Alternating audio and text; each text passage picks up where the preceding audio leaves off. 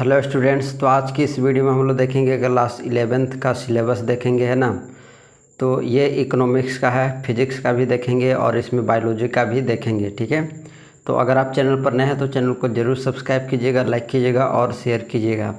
तो चलिए जो है हम लोग पहले इकोनॉमिक्स का देखते हैं ना, उसके बाद फिजिक्स का देखेंगे, उसके बाद हम लोग जो है बायोलॉजी का देखेंगे, ठीक है। तो सबसे पहले जो इकोनॉमिक्स का है, तो इकोनॉमिक्स में जो चैप्टर है, ठीक है, वो पहला चैप्टर है इंट्रोडक्शन, ठीक है। तो ये स्टैटिस्टिक्स फॉर इकोनॉमिक्स में पहला चैप्टर है इंट्रोडक्शन, और सेकंड चैप्टर है कलेक्शन ऑफ डेटा, है ना, और थर्ड चैप्टर है हमारा ऑर्गेनाइजेशन ऑफ डेटा, ठीक है। और हमारा फोर्थ चैप्टर है प्रेजेंटेशन ऑफ डेटा, और फिफ्थ है मेजर्स ऑफ सेंट्रल टेंडेंसी, और सिक्स्थ है मेजर ऑफ डिस्पर्सन, है ना, डिस्पर्सन, और सेवेंथ है कोरिलेशन, और एट्थ है इंडेक्स नंबर्स, और नाइन्थ है यूज ऑफ स्टैटिकल टूल्स। तो ये जो सारे चैप्टर्स हैं, ठीक है, तो ये जो है स्टैटिक्स फॉर इकोनॉमिक्स के अंतर्गत जो ये चैप्टर आए, ये सभी बहुत चैप्टर जो है बहुत इम्पोर्टेंट चैप्टर हैं, ठीक है। तो ये हो गया। अब आगे जो है चलते हैं, ठीक है। अब इंडियन इकोनॉमिक डेवलपमेंट से देखते हैं। तो इसमें चैप्टर जो है फर्स्ट चैप्टर है Indian economic on the eve of independence, ठीक है।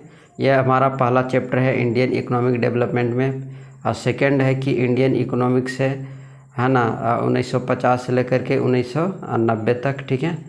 तो ये सेकेंड चैप्टर है। थर्ड चैप्टर हमारा है लिबरेशन, और उसके बाद है प्राइवेटाइजेशन है, एंड ग्लोबलाइजेशन है, एंड अप्रेजल, है ना। तो ये चैप्टर 3 में है, ठीक है। और हमारा चैप्टर 4 पॉवर्टी है, ठीक है।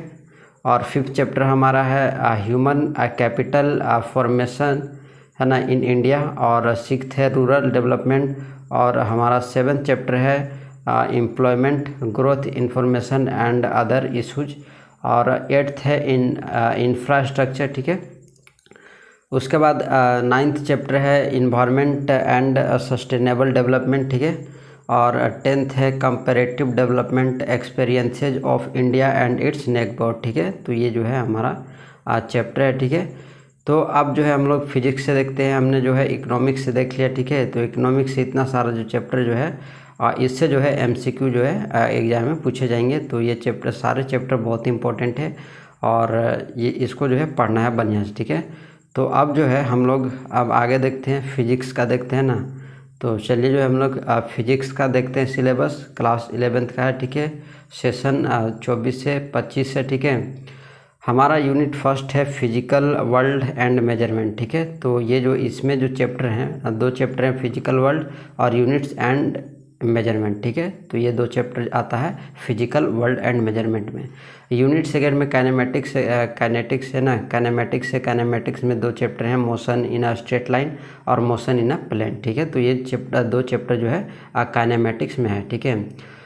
हमारा जो थर्ड चैप्टर है ना, लॉज ऑफ मोशन, तो इसमें जो है यूनिट 3 है, ठीक है। यूनिट 3 में लॉज ऑफ मोशन है, और इसके अंतर्गत जो चैप्टर आएंगे 5 चैप्टर है लॉज ऑफ मोशन, है ना।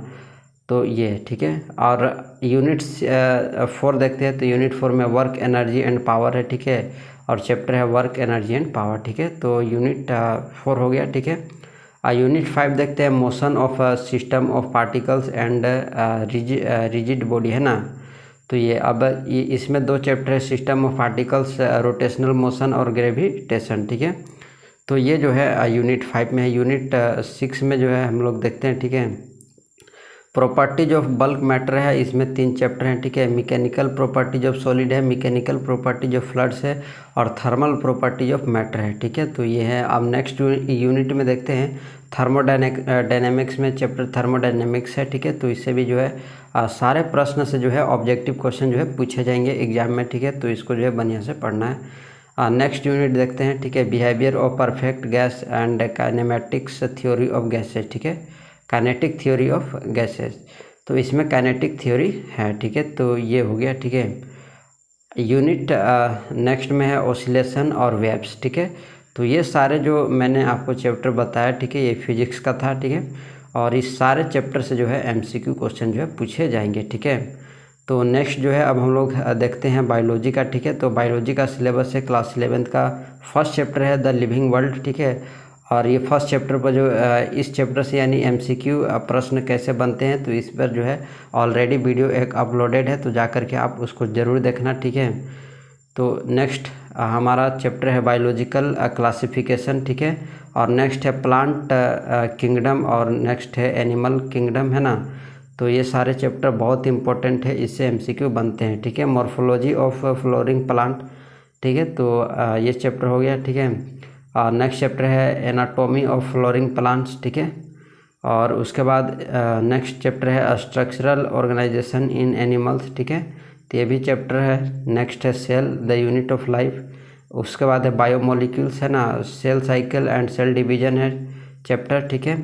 फिर है transport in plants mineral and nutrition है। फिर उसके बाद है फोटोसिंथेसिस इन हायर प्लांट्स। उसके बाद है रिस्पायरेशन इन प्लांट्स है, plants growth and development chapter है, ठीक है। उसके बाद डाइजेशन एंड एब्जॉर्प्शन है, ठीक है। और उसके बाद breathing and exchange of gases है, ठीक है।